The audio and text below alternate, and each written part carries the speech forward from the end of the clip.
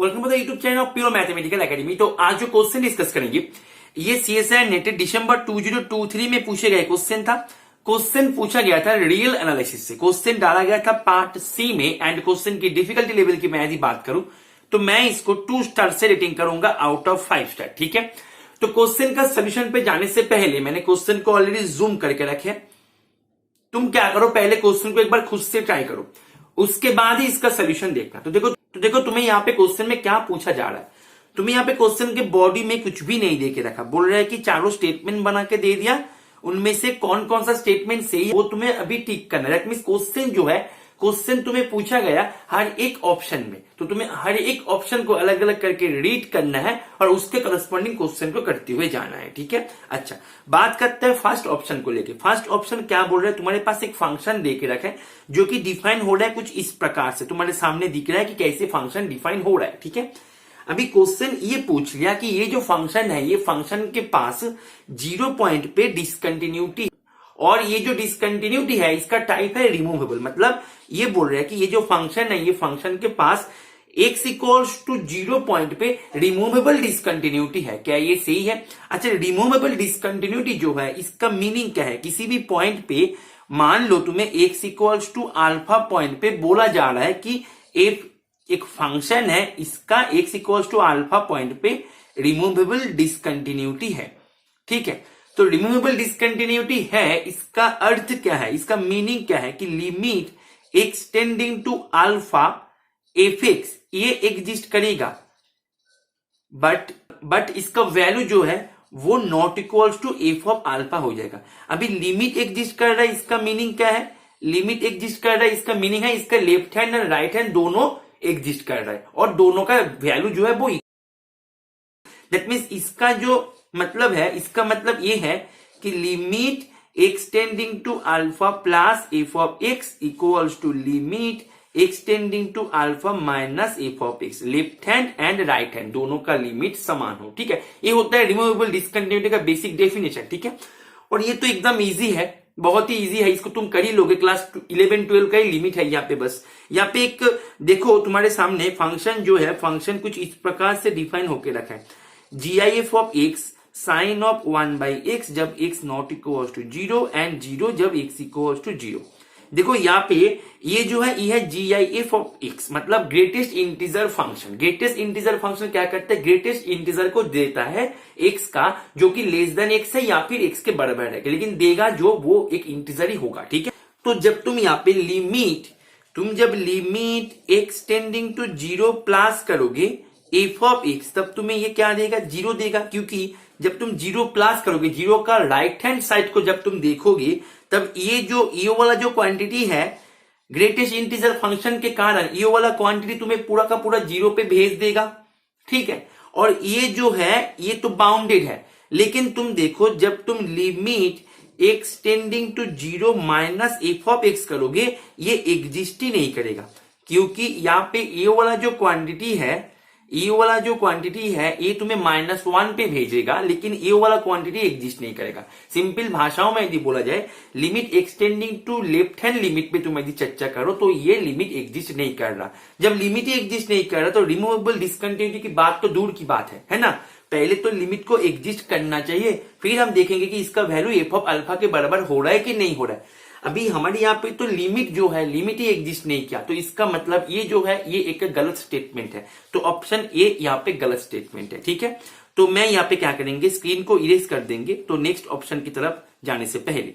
तो हमारे यहाँ पे ऑप्शन ए है गलत। बात करते हैं ऑप्शन बी को लेके। ऑप्शन बी क्या बोल रहा है, तुम्हारे पास फंक्शन डिफाइन करके रखा है, फंक्शन जो है फंक्शन डिफाइन करके रखा है 0 से इनफिनिटी। ठीक है, तो 0 का लेफ्ट हैंड पे जो पॉइंट्स है वो डोमेन के अंदर नहीं है, तो हम लेफ्ट हैंड को लेके चर्चा नहीं करेंगे यहाँ पे।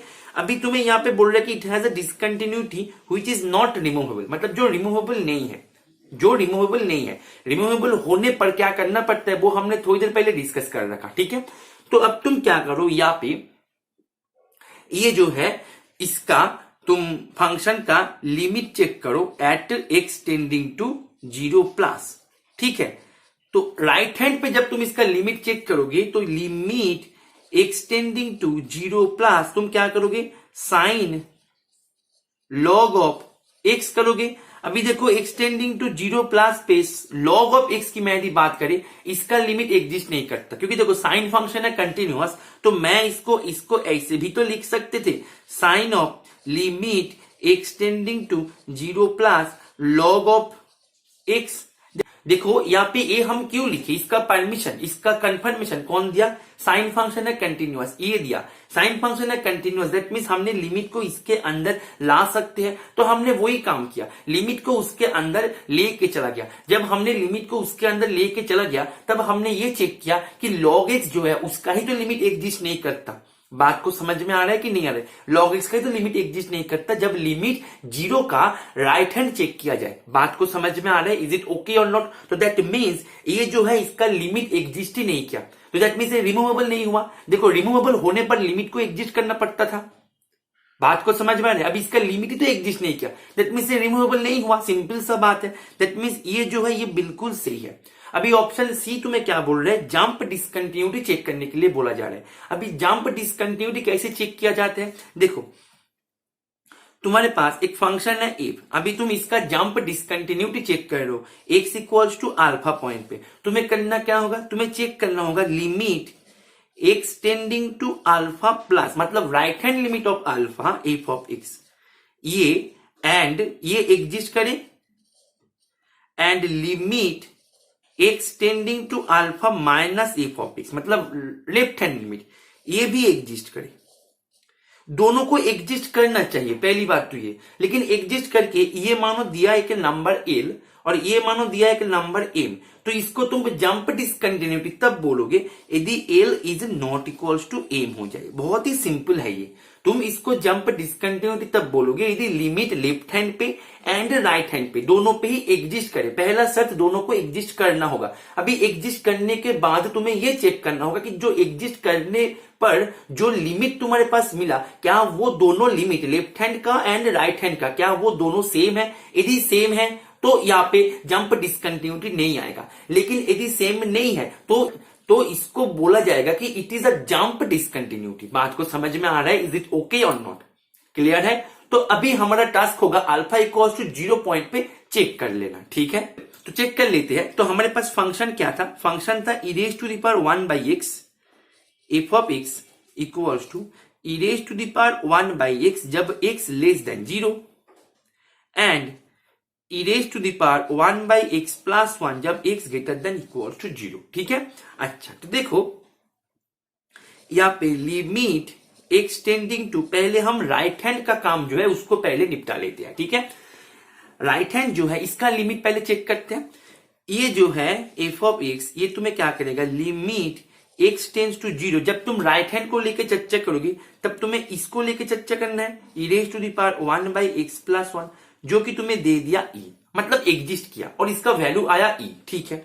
अभी हम लेफ्ट हैंड जो है उसको एक बार चेक कर लेते हैं, limit extending to 0 minus F of x, ये तुम्हें क्या देगा, लिमिट एक्सटेंडिंग टू 0 माइनस, यहाँ पे जब तुम माइनस करोगे तुम्हें इसको लेना है फंक्शन, ठीक है? तो इसको तुमने यदि ले लिया तो e raised to the power 1 by x, तो ये तुम्हें क्या देगा, e raised to the power minus infinity, क्योंकि तुमने यहाँ पे जो लिमिट चेक किया वो तो लेफ्ट हैंड पे चेक किया। लेफ्ट हैंड पे क्या होते हैं, माइनस आते हैं, हाँ या ना? बात को समझ में आ रहा है कि नहीं आ रहा है? ठीक है, तो ये तुम्हें देगा e raised to the power minus infinity. तो e raised to the power minus infinity जो है इसको तुम ऐसे भी तो लिख सकते थे, 1 by e raised to the power infinity, जो कि 0 है। कहने का मतलब यही है कि लेफ्ट हैंड की बात बोलो या राइट हैंड की बात बोलो, दोनों का ही लिमिट एग्जिस्ट किया, लेकिन दोनों का लिमिट जो है वो दोनों लिमिट सेम नहीं है।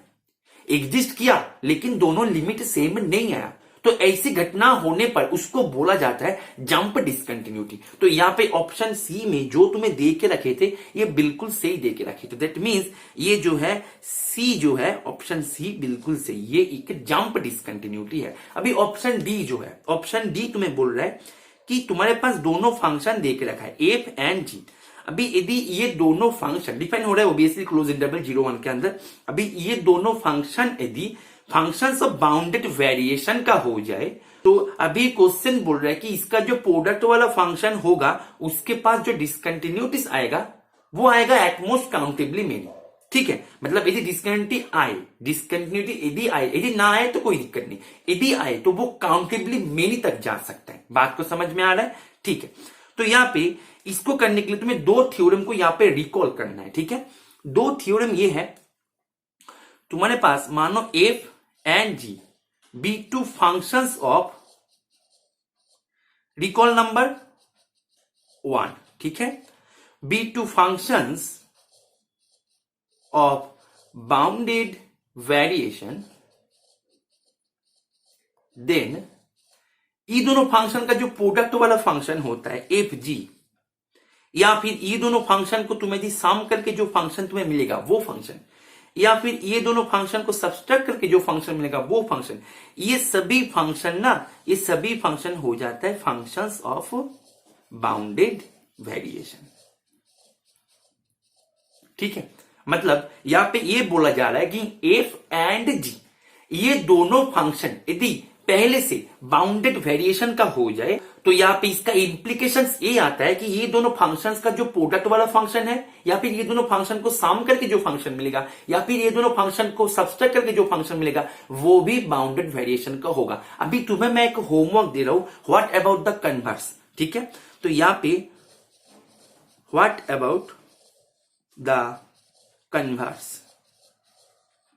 इसका कन्वर्स क्या होगा? यहां पे ये जो थ्योरम है, थ्योरम तुम्हें एफ एंड जी को पहले से बाउंडेड वेरिएशन का फंक्शन बता के रखते हैं, फिर वो बताता है कि उसका प्रोडक्ट के बारे में कमेंट करते हैं, उसके सम के बारे में कमेंट करते हैं, उनके सब्सट्रैक्शन के बारे में कमेंट करते हैं, उसके क्वोशिएंट के बारे में भी एक कमेंट करता है, लेकिन वहां पे एक रेस्ट्रिक्शन है। ठीक है, तो मैं वहां पे उसको नहीं लिख रहा कि जी नॉट इक्वल टू 0 होते हैं, तो यहां पे वो दोनों फंक्शन पहले से नोन है, फिर तुम कमेंट कर रहे हो। अभी मैंने यहां पे क्वेश्चन पूछ लिया कन्वर्स के बारे में, व्हाट अबाउट द कन्वर्स, तुम यहां पे इसको कमेंट करो, होमवर्क HW आंसर देके ट्रू या फॉल्स ऐसे लिखो। तुम यहां पे HW जो है इसको जरूर मेंशन कर देना कमेंट पे, क्योंकि मैं कमेंट बॉक्स चेक करेंगे, जो सही आंसर करेगा उसको मैं के लव रिएक्ट दे देंगे। ठीक है, तो यहां पे इसका तुम्हारे लिए ये रहेगा होमवर्क कन्वर्स। ठीक है, तो ये थ्योरम एक बार रिकॉल कर लो। एक और थ्योरम है, थ्योरम नंबर 2, रिकॉल नंबर 2 ये है कि if functions of bounded variation has at most countably many discontinuities, a functions of bounded variation may have at most countably many discontinuities।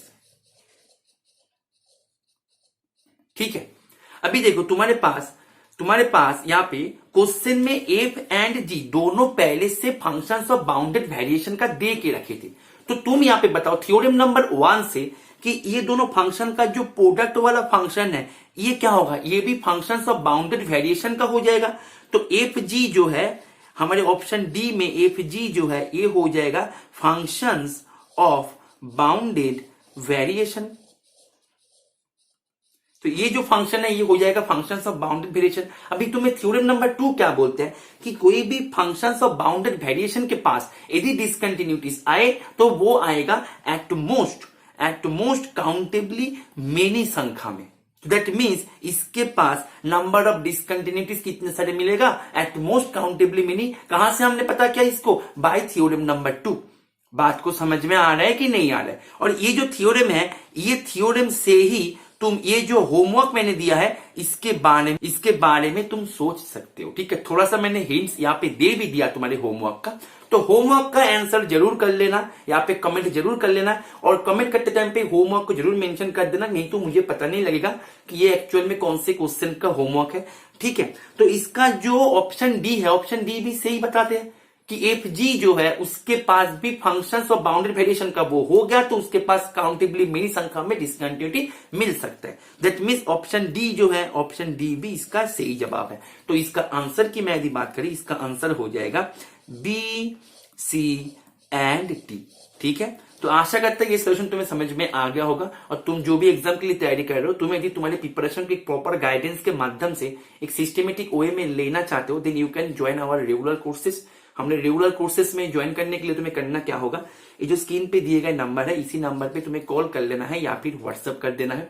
और तुम यदि तुम्हारी प्रिपरेशन को एक टेस्ट सीरीज के माध्यम से, एक हाई क्वालिटी टेस्ट सीरीज के माध्यम से आगे लेके जाना चाहते हो, एक ऐसे टेस्ट सीरीज जो कि कोई भी प्रीवियस ईयर क्वेश्चन को कंटेंट नहीं करता, जो भी क्वेश्चन कंटेंट करता है एकदम high quality question and fresh question को कंटेंट करता है, then you can also enroll yourself in our test series courses जो कि सेपरेटली आते हैं। ठीक है, तो टेस्ट सीरीज कोर्सेज में भी ज्वाइन करने के लिए तुम्हें करना क्या होगा, सेम इसी नंबर पे ही कॉल कर लेना है या फिर व्हाट्सअप कर देना है। ठीक है, ओके, चलो आशा करता है ये सेशन को तुमने एंजॉय किया। ओके, चलो, थैंक यू, हैप्पी लर्निंग।